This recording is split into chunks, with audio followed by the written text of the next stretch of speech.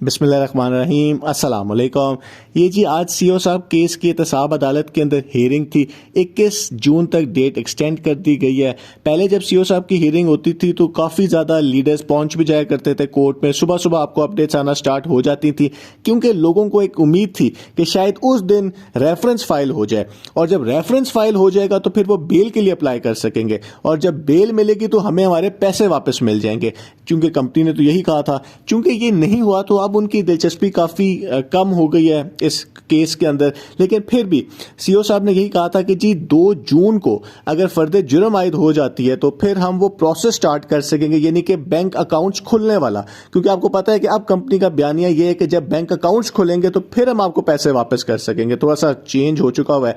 लेकिन जो अपडेट्स हमें मिली हैं, शाह फैसल साहब जो कंपनी के एक लीडर हैं, उनकी तरफ से एक पैगाम आया है जिसमें कहा गया है कि जी तौसीफ आमिर के बारे में उन्होंने बताया है, जो कि इखलाई मखलूक भी जिनको कहा जाता है। पिछली हियरिंग के अंदर वो आ गए थे कोर्ट के अंदर और ये काफ़ी अरसे से गायब थे, तो इनको बेल मिल गई थी। और आज उनके वकील ने कहा है कि जी उनका तो केस से कोई लेना देना ही नहीं है और उनके पास तो कोई पैसे हैं ही नहीं, और उनको गलत तरीके से इस केस में फंसाया गया है। तो इसके ऊपर नैब के जो प्रोसिक्यूटर हैं उन्होंने कहा कि जी कंपनी के अकाउंट्स में जो पैसे लिए गए हैं और इनके भी पर्सनल अकाउंट्स में तौसीफ आमिर के 32 लाख रुपए फ्रीज किए गए हैं।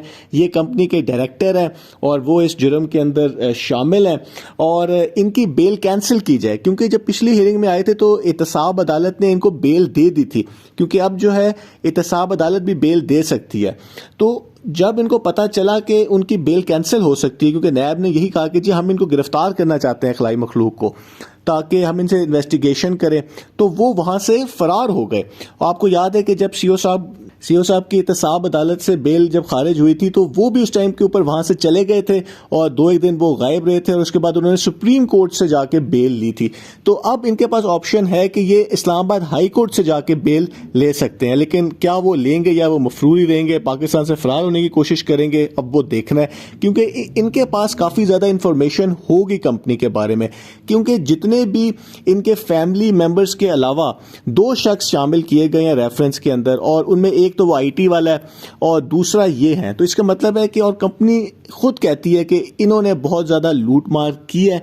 इनको उस तरह कोई जानता नहीं था। लीडर थे तो पैसे, जो इन्वेस्टर्स हैं पैसे तो सीओ साहब को दिए थे या अपने लीडर को दिए थे। ये कोई बैक एंड के ऊपर रहते थे और बड़े इनको ड्रामाई तरीके से इनकी एंट्री कराई गई जब सीओ साहब अरेस्टेड थे कि जी कोई खलाई मखलूक है जो पीछे से कंपनी को कंट्रोल कर रही है। सारा इन्हीं के पास ही था, जो क्रिप्टो का बिजनेस था, जो फिजिकल बिजनेस था, जो बिजनेसेस थे और बैंक अकाउंट सारे इनके पास थे, और इन्होंने सीओ साहब को धोखा दिया और ये फरार हो चुके हुए हैं। क्योंकि अब वो वापस आ गए हैं पाकिस्तान, तो अब ये कानून नाफिज करने वाले इदारों का काम है कि इनको गिरफ्तार करें ताकि ये केस आगे चले। अब आपको पता है कि जो हमारा लीगल सिस्टम है उसका इशू ये है कि यहाँ पे केसेस बहुत ज़्यादा हैं और जजेस कम हैं, कोर्ट्स कम हैं, जिसकी वजह से जो डेट मिलती है वो बड़ी आगे की मिलती है। हर हियरिंग में कुछ ऐसा हो जाता है कि जो उसके बाद 3 हफ्ते की डेट आगे की दे दी जाती है।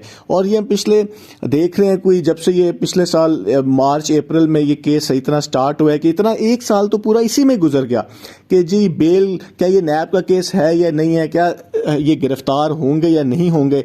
जब गिरफ्तार हो गए तो उसके बाद बीच में कानून भी चेंज हो गए, और उसके बाद आपका ये हो गया कि जी क्या ये रहा होंगे या नहीं होंगे। तो अब जब ये ट्रायल स्टार्ट हुआ है तो इसके अंदर भी काफ़ी इश्यूज आ रहे हैं। लेकिन जो नया कानून आया नैब का, उसमें है कि जी 6 महीने के अंदर अंदर आपने केस का फैसला करना है, और देखते हैं कि आगे क्या अपडेट आती है। बहुत बहुत शुक्रिया।